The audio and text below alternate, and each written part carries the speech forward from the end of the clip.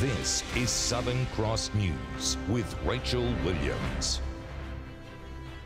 Good evening. The extent of Hobart's flood disaster is becoming clearer tonight as the region recovers from Thursday's deluge.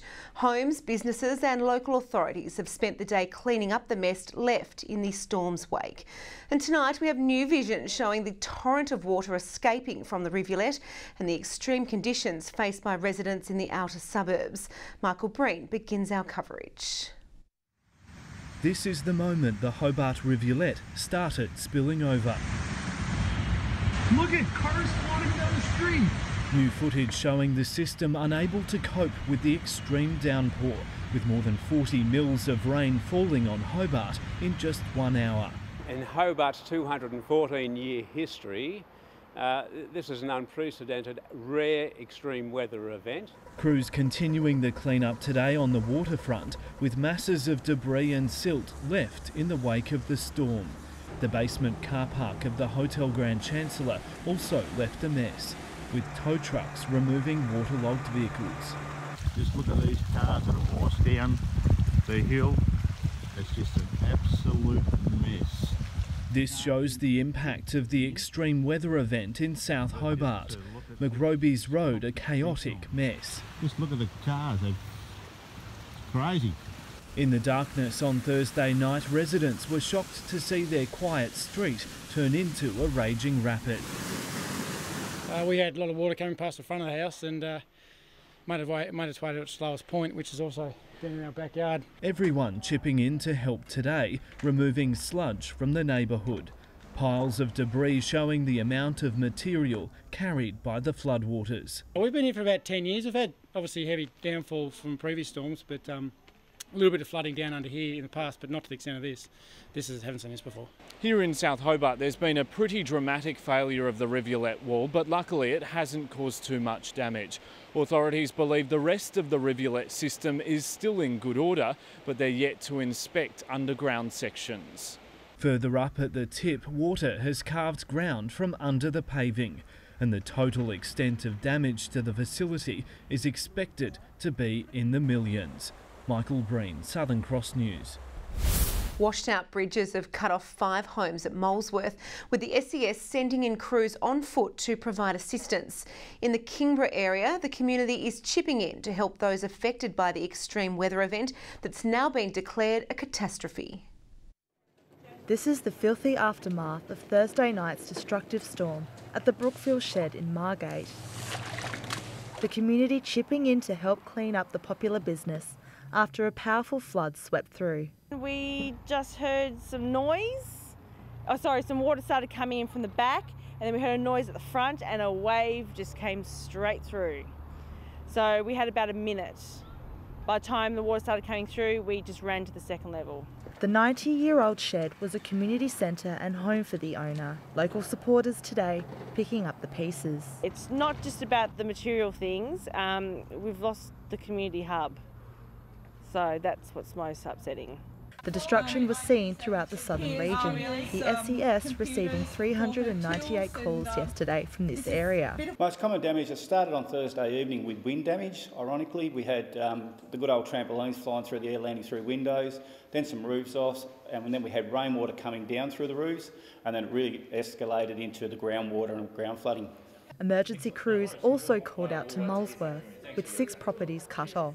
So we had a request for assistance for a road out the back of Molesworth with its bridges washed out. The road's probably about 5 kilometres long and there's about 4 or 5 residents up there. Give the people some reassurance we're still here, we're still working, and offer them a way out of there. Homes such as Jeremy Smith's Kingston property have been severely affected by flooding. Outside was probably about, 30 or 40 centimetres deep with dirty kind of hail mixed with dirt and pine bark and everything. It just flooded down the hill from the house above us, I guess. After the Channel Court shopping centre was hit by this raging flood, businesses are feeling the impact. Going back, tracking it over the last 5 years, it's a lot quieter, obviously, with all this going on out the back. So yeah, it's been a lot quieter, unfortunately. It's eerie to know this has happened, and then to actually come down and see the people's shops that you trade in every day and see them devastated. It's quite heart-wrenching, really. It's just unbelievable. Unbelievable. There's no other word to describe it. It's just never thought I would see that type of devastation in Tasmania and in Hobart.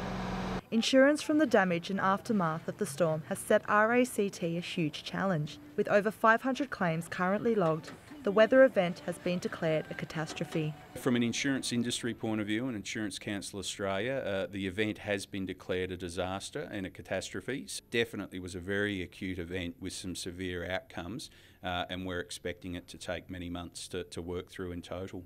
A long road ahead for affected Tasmanians. Ruby Kamain, Southern Cross News. After spending 2 years in the political wilderness, former Liberal MP Brett Whiteley has been named to run against Justine Kay in the Braddon by-election. The straight shooting candidate says his record in office will form part of his pitch to voters. Braddon's battle lines have been drawn. The man voted out last time and the woman who resigned from the role under a citizenship cloud.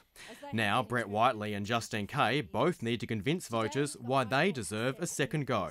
At this moment I'm absolutely focused on continuing the work that I was doing between 2013 and 2016.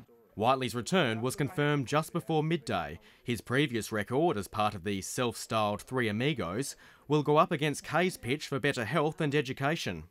Their priorities, I believe, are investments in health, investments in our schools, investments in TAFE so we can start training people and give them apprentices. Whiteley says time out of the game has given pause for reflection, but he adds the passion persists. People never have to second guess Brett Whiteley. Some don't like that, some admire it, some not sure, but I wear my heart on my sleeve. You'll know what I think. And we'll soon find out what voters think at the ballot box. Tom Johnson, Southern Cross News. Well, canines of all shapes and sizes converged on Longford today for the annual Woofs, Wags and Walkies event.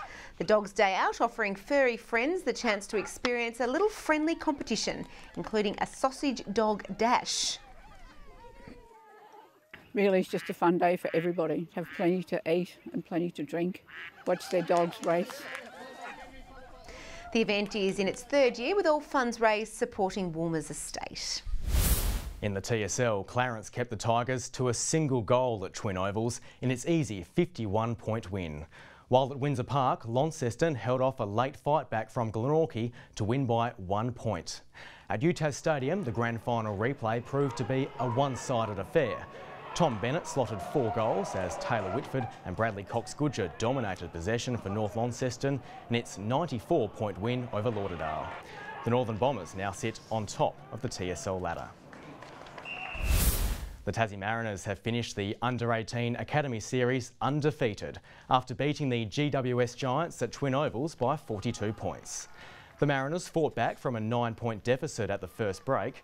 Taryn Thomas best on ground after booting 5 goals. In the NPL, the first Eastern Shore derby for the season has gone to Olympia. After Clarence scored the first goal of the game, the Warriors booted the next 3 in an impressive performance. And Devonport has enjoyed a 3-1 win over Kingborough at Valley Road. Tasmania's weekend of basketball is off to a great start. The Launceston Tornadoes holding off Frankston by 12 points last night, while the Northwest Thunder came home strongly to win by 11.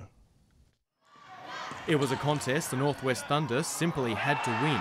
As hot favourite against the struggling Frankston, the home crowd was treated to the Thunder's lightning-quick play. The cross-court brilliance of Jeremiah Ingram once again on show, as was Lachlan Barker's pinpoint accuracy from the three-point line. But with nothing to lose, the Blues put up a fight and were ahead by 5 points midway through the final period. Sam Armstrong needed a spark, and it came from Mason Bragg, the NBL recruit slamming down 10 points in the fourth period, enough to lock away the side's 3rd win in a row.